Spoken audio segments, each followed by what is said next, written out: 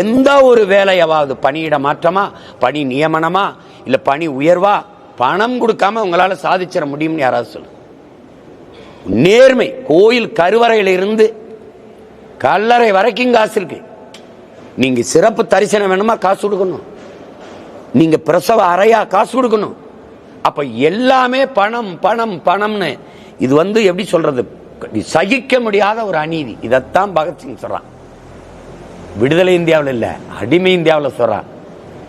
வெளிப்படையாகவே அநீதிகளால் கட்டமைக்கப்பட்டுருச்சு. உங்களால ஊழல் லஞ்சம் இருக்குன்னு தெரியும், தடுக்க முடியுமா? உங்களால வழக்கொள்ளை இருக்குன்னு தெரியும், தடுக்க முடியுமா? முடியல பாருங்க, முடியல.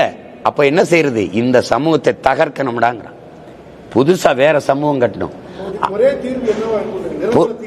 ஒரே தீர்வு புரட்சி தான், ரெவல்யூஷன் தான். அது ஒன்னாலதான் தலைகள் மாற்றத்தை ஏற்படுத்த முடியும். சீர்திருத்தம் வேற, புரட்சி வேற. சீர்திருத்தம் என்பது இந்த கட்டடத்துக்கு வெள்ளை அடிப்பது, இந்த ஜன்னலை மாற்றி வேற ஜன்னல் வைப்பது, இந்த கதவு சரியா இல்லைன்னு மாத்திட்டு வேற செப்பனிடுவது சீர்திருத்தம். இந்த கட்டடத்தை இடிச்சிட்டு வேற கட்டடம் விருப்பம் போல நல்ல கட்டடம் கட்டுவதுங்கிறதான் புரட்சி. இங்க எல்லாமே தப்பா இருக்கு இந்த அமைப்பு. நான் அமைப்பு தப்புங்கிறேன், அதை ஐயா ரஜினிகாந்த் போன்றவர்கள் சிஸ்டம் ராங்குங்கிறாங்க ஆங்கிலத்தில். அதுதான் இங்க இருக்கிறது. இந்த முறையில் நல்ல அரசியல் என்பதோ நல்ல ஆட்சி என்பதோ கனவிலும் கனவு. இது சாத்தியம் இல்லை. அப்போ ஒண்ணுதான், இலங்கையில வந்தது, பங்களாதேஷில் வந்தது, இங்க வரும். வருமானு கேட்காதீங்க, வருது, வரும், காத்திருங்க. இந்த பக்கத்தில் இங்க நடந்தது, அது ட்ரெய்லர் தான். பங்களாதேஷ் இலங்கையின் முன்னோட்டம் தான். ஆனா மெயின் பிக்சர் இருக்குல்ல, அது இங்க தான் ஆரம்பிக்க போகுது. ஏன்னா அது ஒரு மாநில அளவு தான், அது ஒரு மாநில அளவு தான்.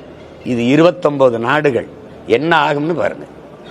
இலங்கையில 3 விழுக்காடு தான் ஜனதா விக்தி பிரமாண வாக்கு வச்சிருந்துச்சு. எத்தனை விழுக்காடு? 3. 50 விழுக்காட்டுக்கு மேல வாக்கை பெற்று இன்னைக்கு அதிபராயிருக்கார் அவர். அப்படின்னா அந்த நாடு தலைகள் மாற்றத்தை கண்டுச்சு. அது மாதிரி ஒரு பெரிய மக்கள் புரட்சி இங்க உருவாகும். எப்படி உருவாகும் கேளுங்க. 1 லட்சம் போராட்டங்களுக்கு நாங்க கடந்த 3 ஆண்டுகளில் அனுமதி கொடுத்திருக்கோம்னு சட்டசபையில மாண்புமிகு ஐயா தமிழக முதல்வர் அவர்கள் பேசினது இருக்கு. 1 லட்சம் போராட்டங்கள்னா 1 லட்சம் பிரச்சனைகள் மக்களுக்கு இருக்குது. இன்னும் இருக்குது.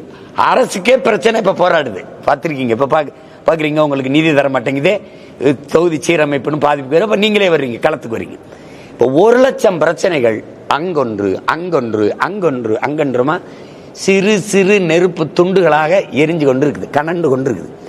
ஒரு நேரத்தில் படக்குன்னு இந்த நெருப்புகள் ஒன்றிணையும் போது அது பெரும் தீயா, புரட்சி தீயா பற்றி எரியும். அப்ப இவர்கள் எவர்களும் எதிர் நிற்க முடியாது. அன்னைக்கு ஒருத்தன் அதுக்குள்ள அந்த நெருப்புல இருந்து ஒருத்தன் வருவான். அவன் அன்னைக்கு நீங்க பார்க்க தான் போறீங்க. இப்ப நான் பேசுனதெல்லாம் சும்மா எல்லாம் விளையாட்டு பேசிட்டு இருக்கேன்னு நினைக்கிறீங்க. நீங்க காத்து விற்கப்படும் சொன்ன நீங்க யாரும் நம்பல, இதெல்லாம் நடக்கும் சொன்ன யாரும் நம்பல.